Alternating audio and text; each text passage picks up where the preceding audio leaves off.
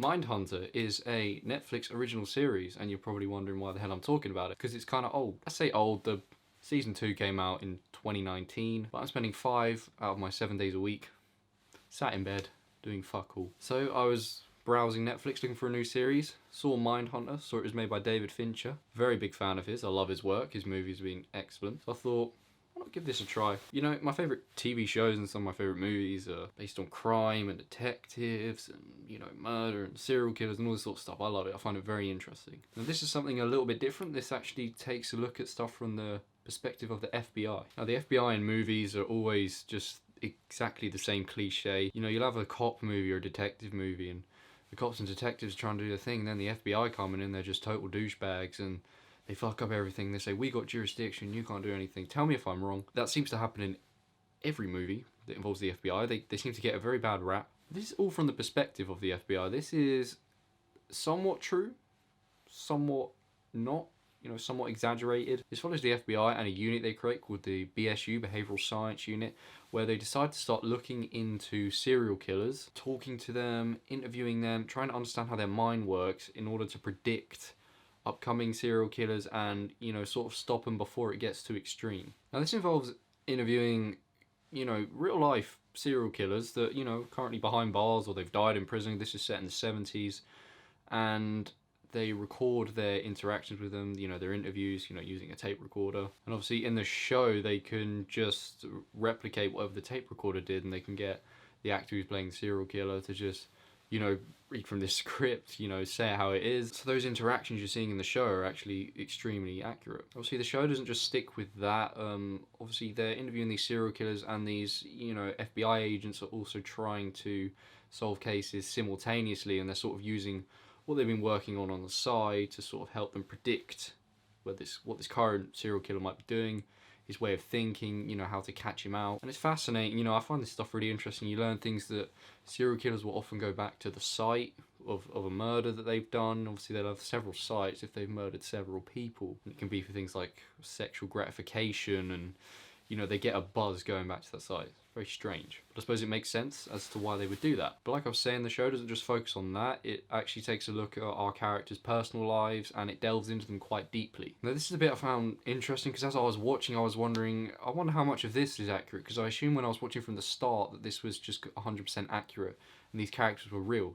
It's only after I finished the show I looked into it. These characters are not so much made up, but they are based on real life FBI agents, you know, like people that have written novels and people that were in the BSU. But, you know, they've gone beyond using them as the agents that were holding these interviews and, you know, working on these cases, and given them a personal life that adds on to the story and somewhat amplifies it. You know, like our main character for the first season, really, and he is in the second, of course, but I feel like he kind of takes centre stage in this first season is a guy called Holden Ford. Now, there is no Holden Ford of the FBI. Maybe there is. Maybe there's a guy called Holden Ford, but that was not his real name, the guy that was doing this stuff. And they give him this backstory, and he's quite socially awkward. He's a little bit, he's just a bit strange up there. He's a bit strange.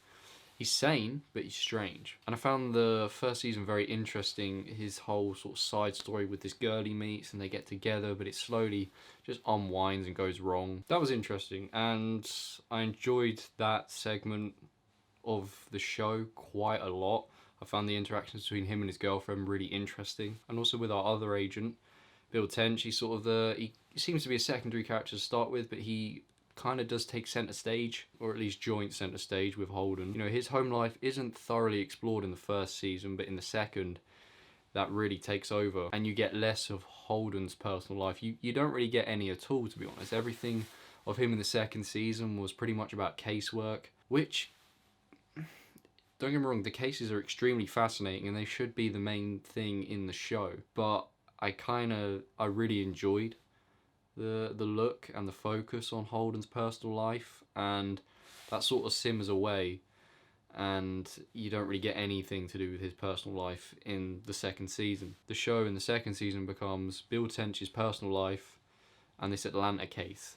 And the case in Atlanta dominates the entire second season, and that's where I kind of had a few problems. I was still like thoroughly enjoying it and really grasping it. I was so curious as to the case and the crimes. I won't go into specifics because it would just be waffle. But, you know, in terms of the stuff happening you know, Tench's personal life. It involved his son, who was like sort of involved in like the murder of a toddler, kind of. And I found it a bit like, well, this is just a bit kind of fucking coincidental that a guy that's looking into child murders, his own child has fucking murdered a child, you know. And I was a bit like, it seems unlikely. And then that's when I actually looked into it, and I was like, how accurate is, you know, Mindhunter? And I read into it on Wikipedia, and it's just not, you know, these characters, you know, their additional home life storylines aren't real. Now, I don't really have a problem with that. I think it adds to the show. I think it is interesting, but it just almost feels like too much of a certain thing. Just felt a little exaggerated. But that's pretty much my only gripe with the show. I think this is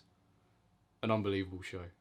I think it's so well done, so well acted. The way it looks is amazing. The cinematography, just the style of it, the pacing, the stories that are told. It's so fascinating. Like, you know, sometimes you'll get an interview with one of these serial killers in a prison, and it will last a good like 15-20 minutes, and it's just fascinating. You just sat there in pure like fascination that someone can do that. But yet here they are talking to the FBI. You know, they're talking about the stuff they've done, and it's just not phasing them. They talk about it like it was just a normal day. Like they have the first guy they talk to is a fella called the co-ed killer. Someone that, you know, murdered some co-eds, beheaded them, had sex with their corpse, had sex with their head. And he's just talking about it in such an, like it's nothing, like it was just standard, but he's open to talking about it and explaining why he did it. He also murdered his grandparents and his mother and had sex with his mother's head. But, you know, he's done all these things, yet he's talking to these guys, and he's like, hey, you guys want pizza? You know, I can get you anything from the canteen. And they're like, nah, it's cool, man. Thank you, though. But yeah, this show is something special. I felt like I had to talk about it, even though it's somewhat old news. You know, some of you guys might have already seen it, and, you know, it's not really being talked about anymore. But I watched it and I was like, wow, this is something special. You know, one of my favourite TV shows of all time is True Detective. I've only watched the first season because each season is a different story, a bit like Fargo. And the first season was the best crime drama, crime show I'd ever seen. This is certainly up there. I'm not sure. I need to let it simmer for a bit, see if it's better than True Detective, really. But I think it's certainly up there. The quality is just incredible. And season 2 certainly didn't leave things resolved. It kind of left things not necessarily on a cliffhanger, but these stories are unfinished. You know, stuff to do with Holden, especially to do with Bill Tench, you know, his wife and his weird son, and stuff to do with the cases. You know, at the beginning of pretty much every episode, there's been a teaser for this weird looking guy, and you later discover that he is a killer, a serial killer that the FBI are currently looking into. But, you know, that was ongoing. It is very clear that there was more seasons planned, and that is the case because I looked into it, and David Fincher had actually planned on making 5 seasons, but the show's been put on indefinite hold, I think they were saying. That's due to the fact Fincher was saying it takes a lot of time to make, it takes a lot of effort. He's out of, you know, he's away from home for so many months making this, and you can tell this show takes a lot of work. You know, it's set in the 70s, obviously, so, you know, building all these sets, having all these cars, all these, you know, detectives, clearly very high budget, clearly a lot of work, and clearly a long time to make. Now, the actors have actually been let go of their contracts because, you know, Netflix and Fincher didn't want to just keep them held there and stop them from getting other work in the meantime. It's not looking likely we're going to get a Mindhunter season 3 any soon, which kind of bugs me because I really got into the show and I'm loving it, and it's been, you know, like a couple years now since the season 2 was released, and season 3, you know, all they've said is that, yeah, maybe in like 4 or 5 years' time we'll make a 3rd season. But if they do, I just hope they're able to bring everyone back, like original cast and all this stuff. You know, there's so many cast members I haven't mentioned. You got a 3rd main character called Wendy. She's brilliant in the show. Really, another interesting character. I feel like all the characters in this are extremely unique and they don't actually feel cliche. You know, they all seem like a little bit strange. I suppose that's why they're in this line of work. You have to think a certain way. You have to be a certain way. You know, to be comfortable talking to serial killers and looking into crimes, you know, you've got to have a weird fascination. But yeah, Mindhunter, for me, this is a nearly flawless show. I would give it a 9.5 out of 10. I just think it sometimes didn't feel very balanced in terms of shifting between these characters' personal lives. The primary thing is the case and the serial killers, but, you know, it just seemed like one moment it was all about Holden, the next it was all about Tench. I just feel like they needed to balance it a little bit more and sort of, you know, just weave it a bit, you know, intertwine it so it felt a little bit more natural, a little bit more smooth, and because it just sort of felt like a cut-off point. You know, season 1 ended and it wasn't about Holden anymore. season 2 started, it's all about Bill Tench. And I feel like for a TV show, the seasons shouldn't actually really feel that split up. They should just sort of flow. Like, if you watch it all, it shouldn't feel like you're watching different seasons. It should feel like one big story, to a degree. To a degree, I know there's, when you make a new season, things are going to feel a little bit different, but to a degree, I think it should just flow. But yeah, if you're into all that crime stuff, if you watch, you know, like the serial killer documentaries, and I know a lot of people are into that, I'd highly recommend watching Mindhunter. Obviously, the primary characters aren't exactly real, but they're based off real people. Their backstories aren't real, but maybe they're an exaggeration of something that was also going on. The serial killers are real, the cases are real, the detail is immense, and I highly recommend you watch this show. And I really do hope we get more of it, because it's quickly become one of my favourite TV shows. You know, I think it makes it into my top 5, easily top 10, maybe top 5. You know, I had a blast with this show, and I hope we get more one day. Folks, thank you for watching. See you in the next one.